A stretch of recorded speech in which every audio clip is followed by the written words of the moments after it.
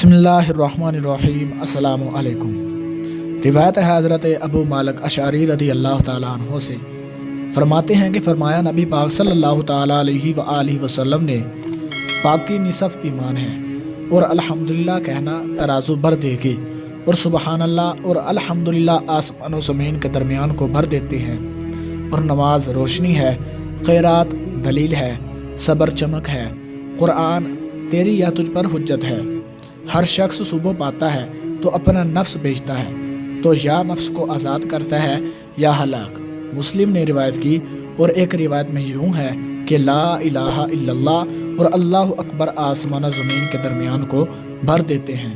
دوستو، اس کی تفصیل ڈسکرپشن میں موجود ہے۔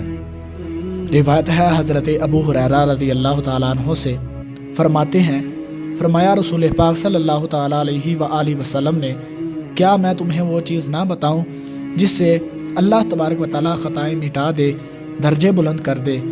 لوگوں نے عرض کیا، ہاں یا رسول اللہ۔ فرمایا، وضو پورا کرنا، مشقوں میں مسجد کی طرف زیادہ قدم رکھنا، نماز کے بعد نماز کا انتظار کرنا، یہ ہے سرحد کی حفاظت۔ دوستو، اس کی تفصیل بھی ڈسکرپشن میں موجود ہے۔